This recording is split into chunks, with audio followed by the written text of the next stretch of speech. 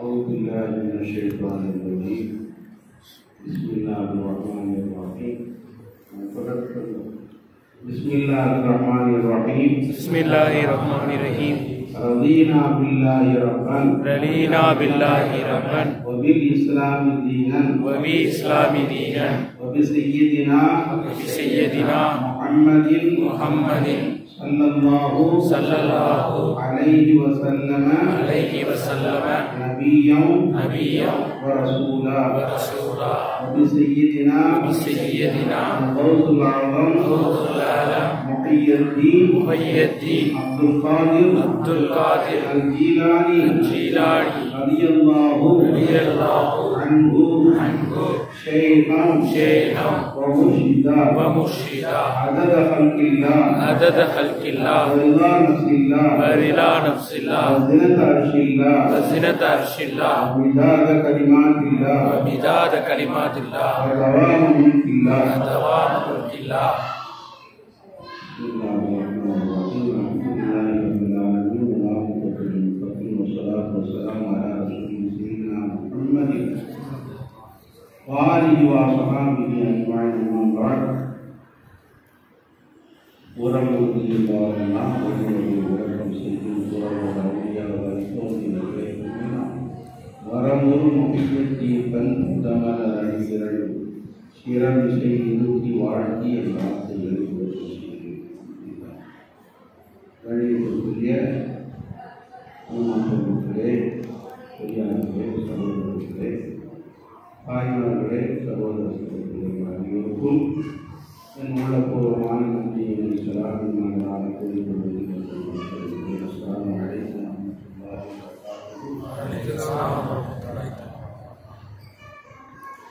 நன்றிக்குரிய பிள்ளைகளே, இன்றைய தினம் மிகவும் சிறப்பு வாய்ந்த வாரக்கான நிஸ்பு ஷாபான் வாரத்திரவு மாண்புமிக்க இந்த இடத்தை புனிதம் வாய்ந்த ஒரு மகாமிலே நாம் எல்லாம் கொண்டிருக்கின்றோம்.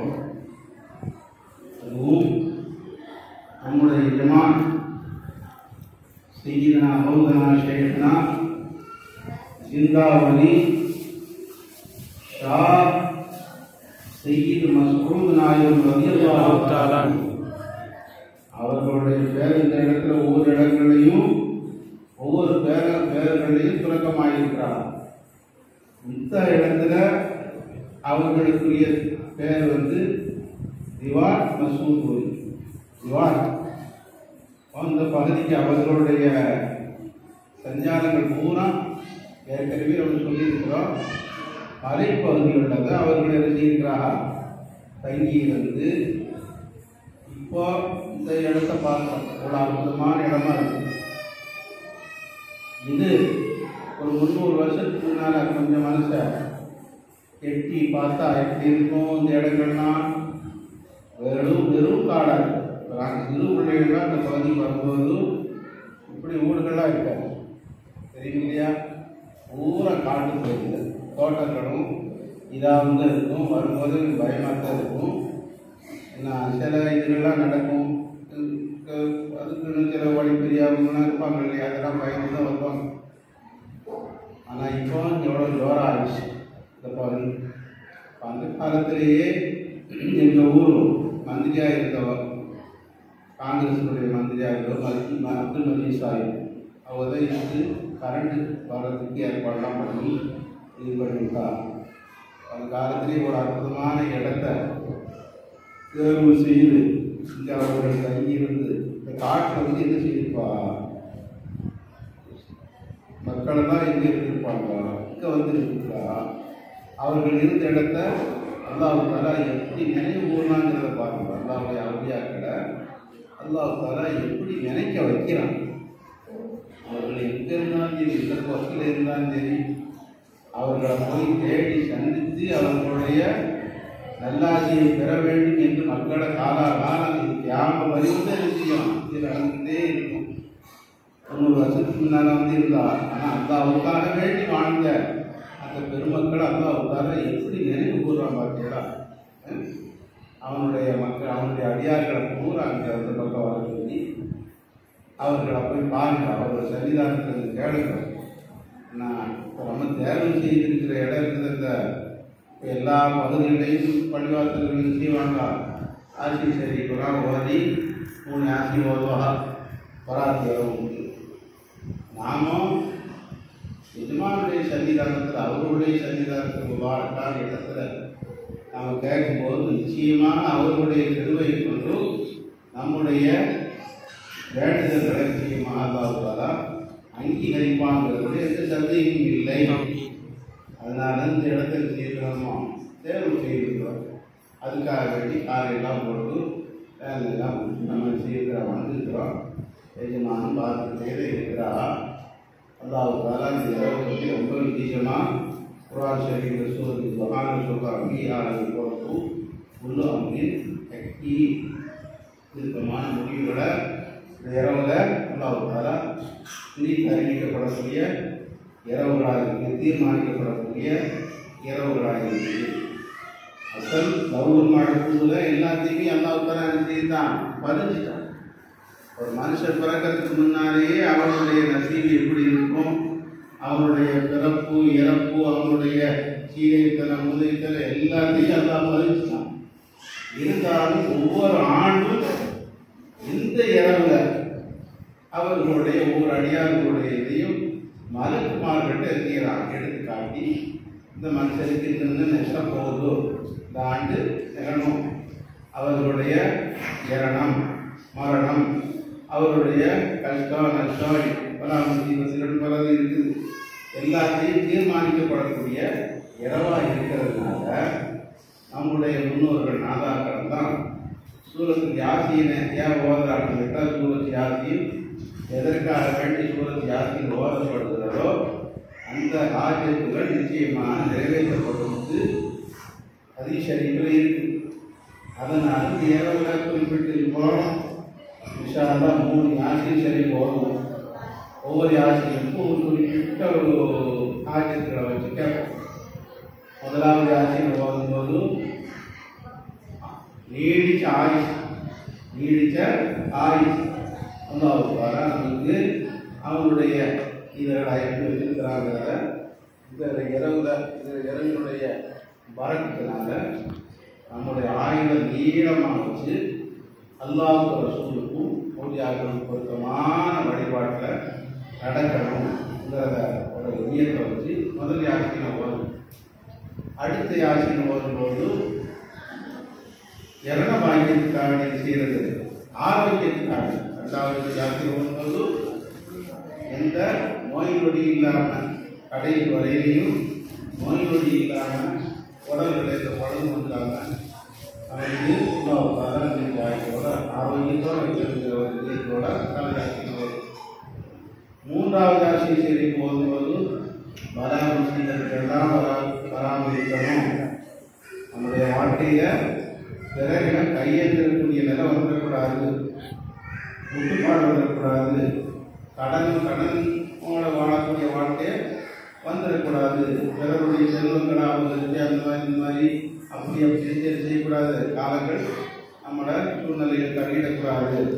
ஆமை போது கொடுக்குற உயர்ந்த கரமாக இருக்கணும், கொடுக்குற கரமாகவே இருக்க வேண்டும் என்பதை நியத்து வச்சு விடுணும் வந்துருக்கிறார். விடுநாள் பக்கரை பற்றி செலவாக இருக்கிறாரா, அது என்ன யூரிக்கு குக்கராடி இருக்கிறார், அது குக்கரை கூட செய்யும் வளர்த்துருவோம். அதனால பக்கரை பயன்படுத்தணும்.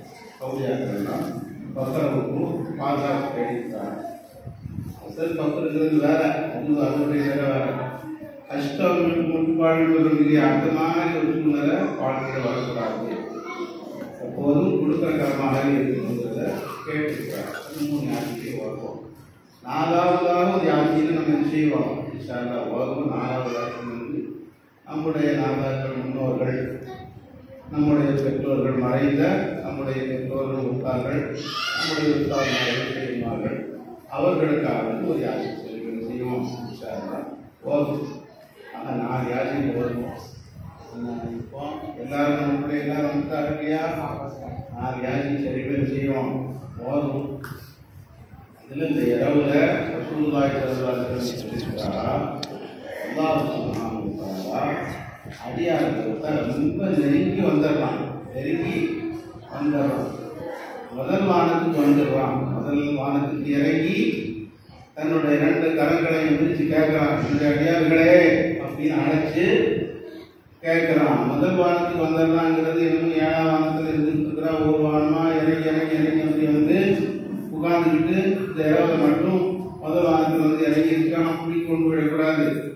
அது செய்தாங்கன்னு சொல்லக்கூடிய கருத்துக்கள் அதெல்லாம் இல்லை. அல்லாஹ் தஆலாவுக்கு பல சிபாத்துகள் இருக்கு. தண்டிக்கக்கூடியவன், பழிவாங்கக்கூடியவன், என்ன இதெல்லாம் இருக்குது இல்லையா? அந்த மாதிரியான கடுமையான பண்புகள்ல இருந்து அவன் அப்படியே மாறி கூட இருப்பான். ஒரு ஆள் சொல்லுவான், இந்த நேரத்தில் கேட்டா ஆள் கூட இருப்பாரு, என்ன கேட்டாலும் கிடைக்கும். ஆட்டோ தேவைக்கான போறோம், என்ன கார் நேரத்தில் பார்த்தீங்கன்னா ஆள் கொஞ்சம் கூட இருந்துருப்பாரு. தேவை போயிடாது, ஆள் கடல் இருப்பாரு, வெளியில் இருக்க முடியாது, எடுத்து வந்து பேசிடுவார் அப்படின்னு சொல்லுவாங்க. நம்முடைய உலகாய தேவைகளுக்கான மனசில் அணுகும்போது கூட செய்யலாம். அவருடைய சூழ்நிலை, அவருடைய நிலையத்தை எல்லாம் பார்த்து செய்யலாம். நம்ம மெதுவாக போய் கேட்போம். ஆனால் அதே மாதிரி அல்லாஹ் சுப்ஹானஹு வ தஆலாவுக்கு பழி வாங்கக்கூடியவன், தண்டிக்கக்கூடியவன், கடுமையானவன், அப்படி அதாவப்படுத்தக்கூடியதில் கடுமையான தண்டிக்கக்கூடியவன் தான் அவருக்கு வாழ்ந்தறிகளை. இந்த நிலைகளிலிருந்தெல்லாம் மாறி இந்த இரவு பரிபூரண கருணையோடு அவன் அடியார்களாக அணுகி கருணையோட அடியார்களை பிடித்து கேட்கிறான், என்னுடைய அடியார்களே, என்னிடத்துல பாவம் நீக்கக்கூடியவன் இருக்கிறீர்களா? கேளுங்க. உங்களுடைய என்ன பாவம் செய்தாலும் இதுக்கு முன்னால அந்த பாவங்களை எல்லாம் மன்னிப்பதற்கு நான் தயாராக இருக்கிறேன். ஆரோக்கியத்தை கேட்கிறீர்களா?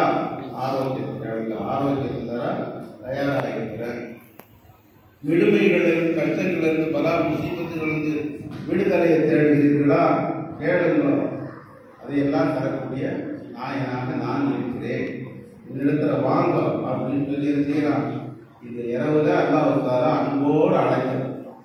இந்த இரவு நம்ம என்ன செய்யக்கூடாது, வீணாக்கிட கூடாது. இதை வந்து அசுநாய் தர்பார்லேருந்து நம்ம அவருடைய தர்பார்னு போடுறோம். அதோடு நம்ம விட்டுறக்கூடாது. நைட்டில் நாளைக்கு நோம்பு பிடிக்கிறதும் ஒரு சுண்ணத்தான். அதில் நோம்பு பிடிக்கிறதும் பராத்து நாள் நோம்பு பிடிக்கிறது ஒரு சுண்ணத். இந்த மாதிரி நோம்பு பிடிக்கக்கூடியவர்களும் நோம்பு நோக்க வேண்டியது. ஆக இரவு நேரங்களில் விழித்திருந்து இஸ்திக்பார், ஸலவாத் ஷரீஃப் இதுகளையும் ஓதி கொஞ்சம் ஹயாத்தாக்கும். இந்த இரவை கொஞ்சம் ஹயாத்தாக்கும். ஏன்னா கேட்குற நேரத்தில் நம்ம கேட்டால் செய்யும். நம்ம கேட்கலாம், வாங்க வாங்கன்னு கூப்பிட்ற நேரத்துலாம் கொஞ்சம் அசாந்தா இருந்துட்டு நாளைக்கு பார்த்துக்கணும் அப்படின்னா என்ன, கடையை கூட்டம் சொல்ல போய் கடை கிட்ட கட்டிக்கிட்டுனா என்ன ஆகும்? ஏற்று போகிற நேரத்தில் போனால் என்ன செய்யும், நம்மளுக்கு சௌகரியமான முறையில் கிடைக்கும். அது இல்லாமல் எல்லாத்தையும் அடைச்சிட்டு முடிஞ்சதுக்கு நேரம் போய் நின்றுட்டு நேரத்துக்கு போட்டு இந்த இடம் இன்னைக்கு அதெல்லாம் நேரத்துக்கு முடிஞ்சு விட்டுருவோம். 3 நாள் போட்டு 3 நாளோட முடிஞ்சு விட்டுனா கரெக்டாக போயிடும்.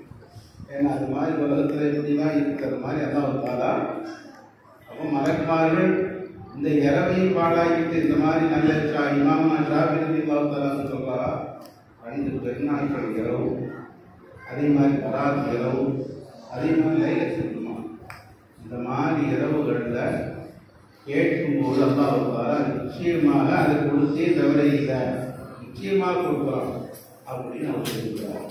அதனால தான் இமாம்கள், பெரியார்கள், நாதாக்கள்லாம் இந்த மாதிரி இரவுகளை போய் நல்ல என்ன செய்வாங்க, போய் குடிச்சுடுவாங்க. ஒரு வினாடி கூட என்ன செய்யறதில்லை, வீணாக்கிறது. அதனால் அவர்களுக்கு பலாபலங்கள் அல்லாஹ் தஆலா அள்ளி கொடுத்தார். அதை மாதிரி நம்ம நாளைக்கு மனுஷரில் இந்த மாதிரி இரவுகளை எல்லாம் நம்ம வீணாக்கிட்டு போயிட்டோம்னா மலக்குமார்களை கேட்பா, என்னப்பா செய்து வந்துருக்கிற உலகத்தில் நான் அப்படி செய்யாமல் போயிட்டேன், இப்படி போயிட்டேன், அந்த வரையா போச்சு, இந்த வரையா போச்சு, அதனால செய்ய முடியல அப்படி இப்படின்னு சொல்லி அவன் புலம்புனாலும் கடைசியில் கேட்பாளாம் மலக்குமார், சரியப்பா அல்லாஹ் தஆலா உங்களுக்கு சிறப்பான இரவுகளை தந்தாங்க, அந்த இரவுல பாவம் தேடுதோ அப்படின்னு தான் சொல்லப்பட்டிருக்கிறது. அந்த இரவுகளையாவது பயன்படுத்தக்கூடாதா? வாழ்நாள் பூரா வேலையாக போச்சு, உங்களுக்கு ஒன்றும் செய்ய முடியல. இந்த மாதிரி ஒரு குறிப்பிட்ட ஒரு நாட்களை அதாவது தர கண்ணியப்படுத்தி அதில் என்னுடைய அடியார்களே வாங்க வாங்கன்னு சொல்லி அழைச்சாங்க. அந்த நேரத்துக்கு எங்கே போனீங்க அப்படின்னு கேட்பார்கள். திரு முடிக்கும். எது சொல்ல என்ன பதில் சொல்ல முடியும்? அதுலேயும் பாலாக்கி நாசமாக்கி வீணாக்கி அந்த குடும்பத்தினுடைய அன்பு தெரியாமல் கழிச்சிட்டு வந்ததுக்கு நேரம் அவனால் வந்து பதில் சொல்ல முடியாமல் முடிக்குவான். அதனால் இந்த மாதிரி இரவுகளை நாம் வந்து செய்ய வேண்டும், பயன்படுத்தி கொள்ள வேண்டும். நிச்சயமாக அல்லாஹ்வுத்தாலா குழந்தை பார்க்க வேணும்னா நிச்சயமாக அல்லாஹ்வுத்தாலா இரவுகளை நாம் கேட்கும்போது குழந்தை பார்க்க தருவான். ஆண் குழந்தையாக பெண் குழந்தை வேணுமா பெண் குழந்தைக்கு தருவான். பெண் குழந்தையாக ஆண் குழந்தை வேணுமா ஆண் குழந்தைக்கு தருவான். வியாபாரங்களில் பரகத்து வேணுமா பரகத்துக்கு தருவான். ஹலாலான வியாபாரங்கள் வேணும் கேட்கலாம். அதே மாதிரி ஆரோக்கியம் வேணும், குடும்பத்துக்குள்ள ஒற்றுமை வேணும், பிள்ளைகள் நல்ல சீதைத்தனமாக வளரணும், நல்ல படிப்பு இது அதிகமாக எப்பவும் கேட்டுருக்கிறோம். இந்த மாதிரி இரவுகளை கேட்கும்போது நிச்சயமாக அதுக்கு முக்கியத்துவம் உண்டு. நல்லா படிக்கணும், ஃபஸ்ட் மார்க் எடுக்கணும் அப்படின்னு பிள்ளைகளை நம்ம ஆர்வமாக இருக்கிறோம். இந்த மாதிரி இரவுகளில் அதை குறித்து கேட்கும்போது நிச்சயமாக கபூல் ஆகுங்கிறது சந்தேகம் இல்லை. கபூல் ஆகுவானா இது என்னன்னு தெரியலையே, அந்த சந்தேகத்தோடு அது செய்யக்கூடாது, இருக்கக்கூடாது. நிச்சயமாக அல்லாஹ்வுத்தாலா கபூல் செய்வான். நாம் அவனுடைய அடியார்களாக இருக்கிறோம். வேறு யாருக்கு போய் கேட்க முடியும்? அப்படிங்கிற ஒரு எண்ணத்தோடு கேட்கும்போது நிச்சயமாக அல்லாஹ்வுத்தாலா கபூல் ஆகுவான். இந்த இரவுகள் அப்படிப்பட்ட புனிதமான இரவுல நாம் வந்திருக்கிறது. அதுவும் செய்யலாம் சிந்தாவதி திவான் மசூத் நாயகமுல்லா அவர்களுடைய அழைப்புல தான் நாமளா செய்யல இஷ்டப்பட்டு வர முடியாது. அவர்கள் இடத்துல வாங்க, இங்கே வந்து இருந்து கேளுக்கா, நிச்சயமா நான் வாங்கி தரேன்னு சொல்லி அவ அழைச்சிருக்கிறாரா. நாம வந்து என்ன அதனால எல்லோரும் ஒரே இடத்துல ஒரே குடும்பத்தில் இப்போ 3 நாளைக்கு நம்ம ஓதிப்போம். அதுக்கு அடுத்து சிக்கலான ஓதி துவா கேட்போம். நிச்சயமா அல்லாஹ்வுத்தாலா அங்கீகரித்து அருள் செய்வான்.